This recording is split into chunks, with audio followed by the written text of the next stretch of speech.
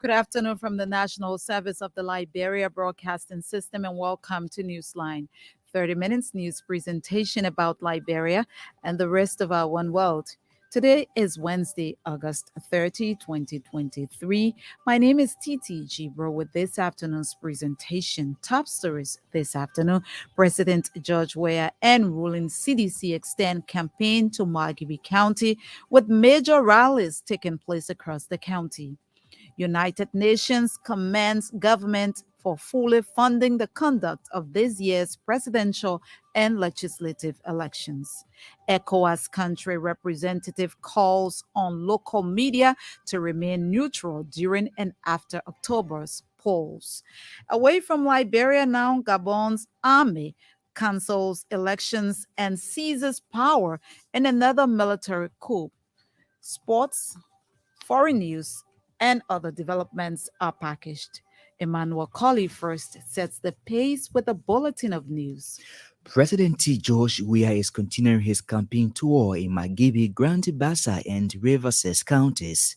CDC campaign spokesperson Councillor Kandiok Bagbala said the Liberian leader will make a stop at the Booker Washington Institute, holding engagement meetings with local leaders. He alerted that the Liberian chief executive is expected to tour the county for 2 days before hailing for Grand Bassa and Rivers counties. The first stop in Margibi will be at the BWI, where we will be welcomed into Margibi, additionally by the elders and students and all the other well-wishers of the president. While in Margibi, the Liberian leader will also break grounds for the reconstruction of the C.H. Rennie Hospital. CDC campaign spokesperson Councillor Kandiok Bagbala has just made alleged reports that government has plans to threaten the life of Unity Party standard bearer Joseph Boakai. Councillor Bagbala described the alleged report as an instigator to undermine the peaceful conduct of the upcoming presidential and legislative elections. According to him, the party remains committed to not engaging in any form of violence that has the propensity to ruin the peace and stability of the country, but it is rather focused on preaching its agenda to the people. We will not engage in violence. The president has said, as citizens, as we are and everyone who supports his agenda, we are going to win these elections on his tangibles, the development tangibles of the president. The party's spokesperson said they are optimistic of winning the elections on the first ballot based on the tangibles of developmental initiatives the government has undertaken in the last 5 years. The United Nations office in Liberia has hailed the government for fully funding this year's elections. UN Resident Coordinator Christine Omotoni said the United Nations and all partners are happy for the level of support coming from government to the electoral body. She said such demonstration of support to the Elections Commission is a testament of government's willingness to enhance Liberia's flourishing democracy. From the international community, we are really pleased and impressed by the fact that the presidential and legislative elections 2023 are fully owned by the nation.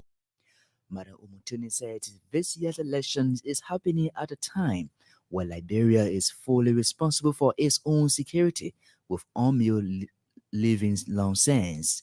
The UN envoy was speaking Tuesday during the launch of the Women's Situation Room, an initiative to promote peaceful elections in Liberia.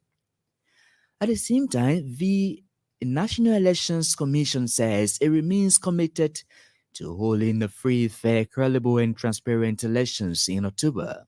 NEC Chairperson Madam Diveyat Brown Lassana said the Commission is working extensively to ensure the country's electoral processes are trustworthy.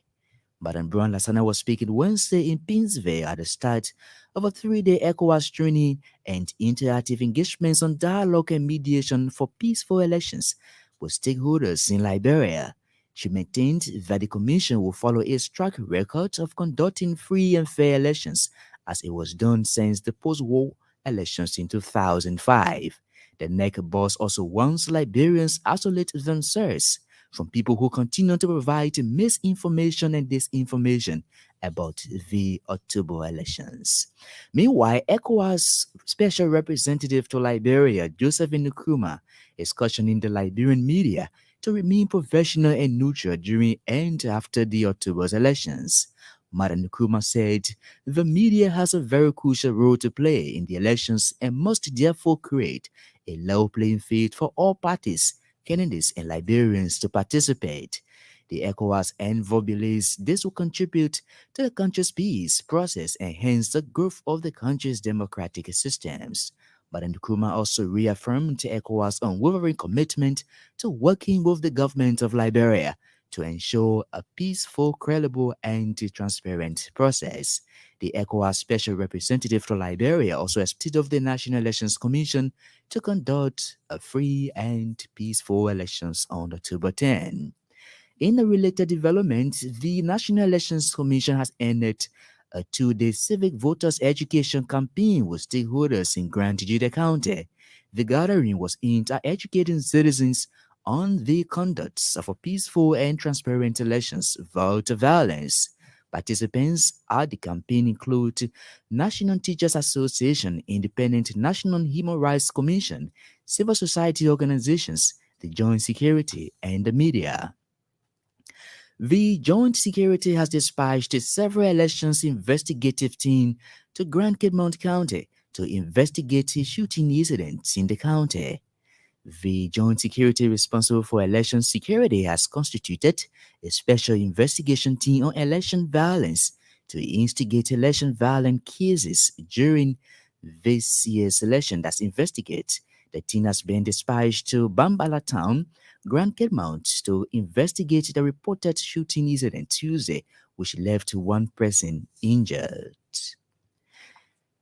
A civil society group under the banner Transparency Reliance had formed at the reported pulling down of flyers and billboards of candidates in Nima County. The head of the group, director, said the alleged action is another form of electoral violence. Mr. Tar called on candidates and their supporters to be safer in their exchanges during the ongoing electoral processes. And Deputy House Speaker Councillor Fonanti Kova has donated 150,000 Liberian dollars to the Wiayan Public School in the county. Representative Kofa's donation followed recent de-roofing of the school by a heavy storm in the area. The Grand Coup County lawmaker urged the school authorities to commence the re-roofing of the building. Meanwhile, authorities of the school have commended the Grand Coup County lawmaker for the gesture. Collie returns a little later with our foreign development. One of the top stories this afternoon: United Nations commends government for fully funding the conduct of this year's presidential and legislative elections. To this story now, the alleged rumor being circulated that government is planning to take the life of Unity Party Senate bearer Joseph Boakai has claimed the attention of the Coalition for Democratic Change. CDC campaign spokesperson Councillor Kanyo Babala has since described such report as a ploy to undermine the peaceful conduct of the elections.